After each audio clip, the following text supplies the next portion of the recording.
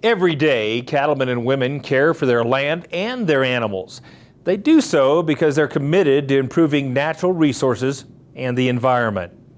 Today, we're continuing our series celebrating the 2020 regional winners of the Environmental Stewardship Award. Let's head to Nevada and introduce you to the winning operation from Region 6.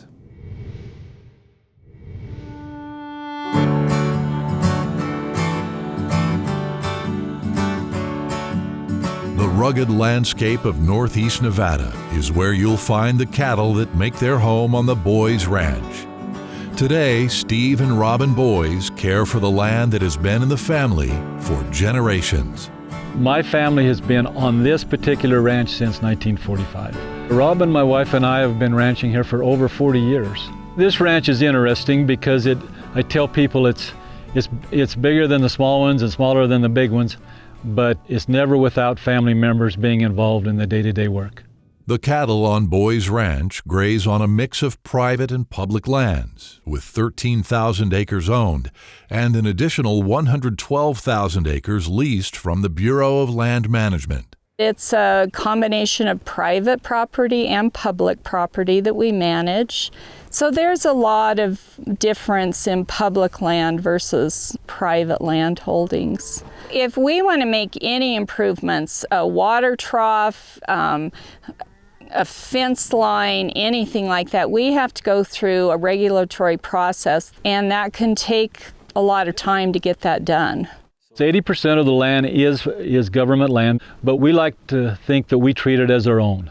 We're stewards of all the land, whether it's private or public, and we take that very serious. To us, there's no line between that public and that private. We manage it all the same. Years ago, Steve and Robin attended holistic resource management classes. The new information they gained caused them to reevaluate how they were managing their land and their cattle. We were operating pretty much as it always had been for years, and it was becoming obvious that we needed to do something different. There was a real paradigm shift that had to happen. And, just because your grandfather did it or it's been done for 100 years doesn't mean it's the right thing. It really did open our minds to how beneficial cattle could be to the land if managed properly. The first step was to create a rotational grazing plan for a ranch that had been managed the same way for decades. Nothing was getting any kind of rest. There weren't the fences to do much of, control the cattle. And, it was obvious something needed to happen and to change management, but you can't change your management with cattle if you don't have the fencing and the water improvements. So it's really critical before grazing management changes are made to have those infrastructure improvements in place. The changes we made in our grazing plan and the time of year of those cattle, they're out on the range now, and we're supplementing them on native grass, which has really helped the amount of hay that we feed in the winter. We've cut it in half, which has been a big help not only to us financially, but also to the land. There are definitely noticeable improvements on the land that Steve and Robin manage. This area we're standing in here now, before a change in management had occurred, this was just dirt. And now we have all this grass and riparian vegetation. I just appreciate the opportunity to, be on the land that they have taken such good care of. It's not a fast process, but we've been learning and we've had some successes, and we feel that we've turned the land around. We've turned it around not in spite of cattle, but because of cattle. We use those cattle as a tool, and you don't have a lot of tools out here, and grazing is one of them. Making change happen alone is difficult, so Steve and Robin helped create the Shoe Soul Management Team. This collaboration brought together the people of neighboring ranches and government agencies to share ideas and to help make resource management decisions together. The working relationship between the private and the public, it has to work together. And that's where these meetings and these partners we have in this collaborative group are so important. We meet 3 times a year. That way we have input from those entities that have concerns out there.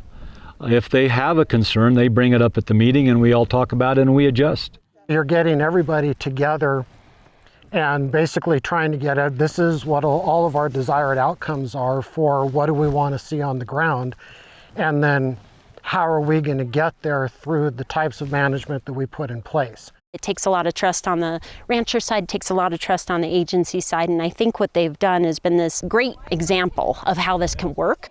They know if we say we're going to do something, we try to do it. And so just that trust and that working relationship is extremely important in a ranch that has to deal with this much federal land. For Steve and Robin, the commitment to stewardship has only grown stronger over the years, and they work hard every day to take the actions that will sustain this land and its natural beauty. Steve and I feel that our job isn't done here. Our objective is to leave things better than when we started out 43 years ago. We may not see the benefits of many of the things that we're doing right now, but for the generations to come behind us, they will see it, and that means a lot to us. And I hope that the future generations can enjoy it as much as Robin and I have.